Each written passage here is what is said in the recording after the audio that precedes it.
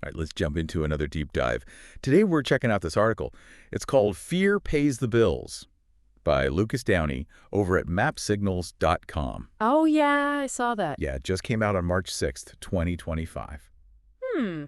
And with the market, kind of taking a plunge lately, it feels pretty relevant, right? Yeah, yeah. Downey actually suggests this fear in the market could be like a good thing. Like it could create an opportunity. Yeah. So let's see what he's saying. It's really interesting, actually. The article connects this fear on Wall Street to the Pareto principle. Oh yeah, the Pareto principle. Yeah, that 80-20 rule. I've heard of that. I usually think of it with like chores around the house. Yeah, well, Downey, he applies it to trading. Okay. He's saying 80% of those huge profits that traders make come from just a small number of market events, like these forced selling events, when the market is going crazy. Oh, okay. Right. So wait, so when everybody else is like freaking out and selling off all their stocks, Yeah. that's when Wall Street makes all their money. Basically, yeah. He calls it the capitulation liquidity cycle. Okay. And he breaks it down into 4 steps. 4 steps, okay. So first, there's some news or some big global event, something that triggers this this worry in the market. Right. Then you see the initial selling start to happen. Okay. Then that starts to spread, like a ripple effect. Yeah, because everyone gets scared. Exactly. Everyone gets scared. They head for the exits. Creating even more chaos. Exactly. It just throws the whole market into what's called fast market conditions. Okay. Prices swing wildly. And at that point, it's only the people who can handle all the turbulence. Right, the people who can stomach it. Yeah, they're the only ones who can actually make a profit. So Downey believes that we are currently in the middle of one of these capitulation events. Well, the data definitely seems to point in that direction. Okay. He points to March 4th as an example. Okay. We saw these huge outflows from like 373 individual stocks. Wow. And that's not just a random thing, Right. That level of selling, it's really similar to what we saw during similar events last year, Oh. like on August 5th and March 17th. So it's not just a normal day on Wall Street. No, not at all. It really looks like a recurring pattern that we see during these times of high anxiety in the market. Okay. Which points towards a capitulation event. Got it. And it's not just individual stocks either, Okay. On March 4th, 88 ETFs saw a ton of selling, and there were huge volume increases. Mm-hmm. It's like a mirror image of what happened in January, December, and August of last year. Okay. All those periods when the market was pretty shaky. So we've got all this data that points to a capitulation event. Right. But what does that actually mean for like the average investor? Well, it means there are a lot of people selling off their stocks right now, basically out of fear. Yeah. But as strange as it might sound, that fear could actually be a good thing for anyone who can, stay calm. So that's where that whole boldness pays the bills on Main Street thing comes in, right? Yeah, Like, exactly. while everyone else is freaking out, maybe that's actually the best time to buy. That's the idea. Downey is arguing that that Wall Street makes its money off of that fear. Right. But it's the bold investors who can use these crazy times to make smart decisions Okay. and maybe see bigger returns down the road.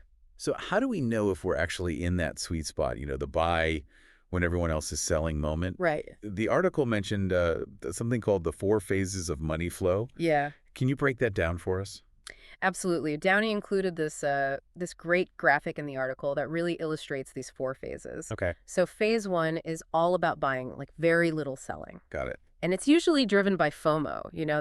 that fear of missing out when the market is going up. Right. When everyone thinks it's just going to go up forever. Exactly. Then we move to phase 2. Yeah. The buying slows down a little bit and selling starts to pick up. Okay. This is usually when you start to see those market tops forming. So the party's winding down. Exactly. Then in phase 3, the buying slows down even more and selling really takes over. Okay. This is when a correction is underway. Got it. And finally, phase 4, the buyers are pretty much gone, Okay. and it's a seller's market. This is the capitulation phase. Got it. So this graphic, it's like a roadmap for market sentiment. Yeah, It shows us how investor behavior changes over time. exactly. And by understanding where we are in the cycle, we can, make better investment choices, Right. especially if we think we might be in that capitulation phase. That's the key takeaway. Now, I'm curious, looking at this graphic, where do you think we are in the cycle right now? That is a great question. Yeah. Guess we have to think about that. Yeah. Yeah, that's a great question to think about.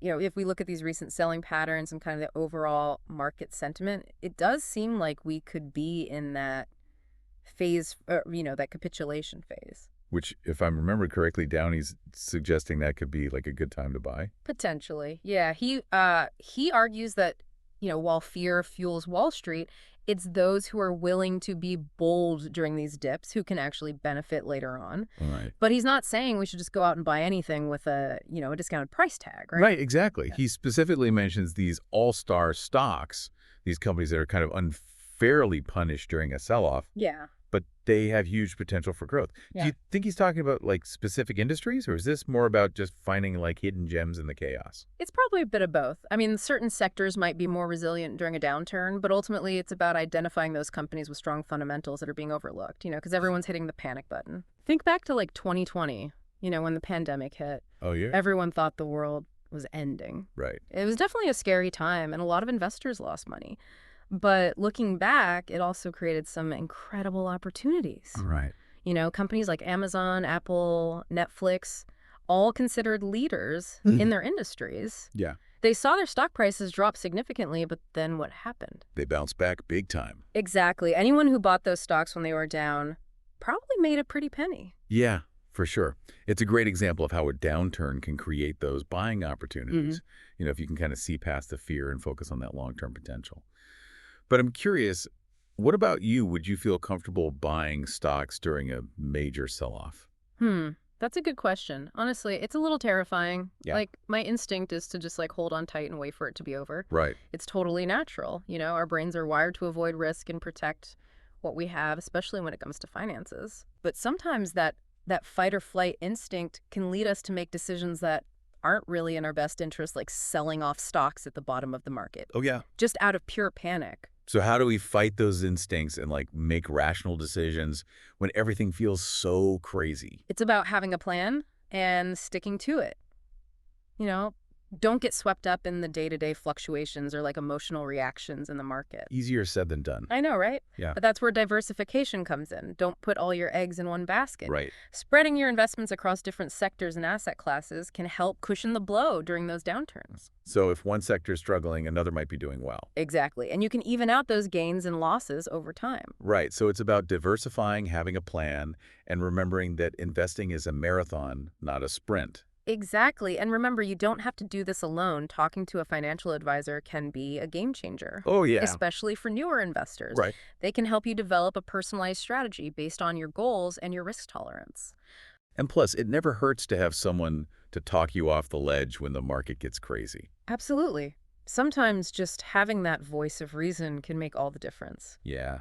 But even with a good advisor, staying informed and doing your own research is key. Which brings us back to that data-driven report that Downey mentions in the article. Right.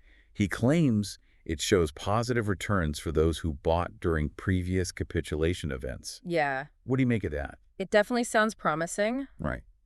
He says that Map Signals put this report together specifically for their pro members. Oh.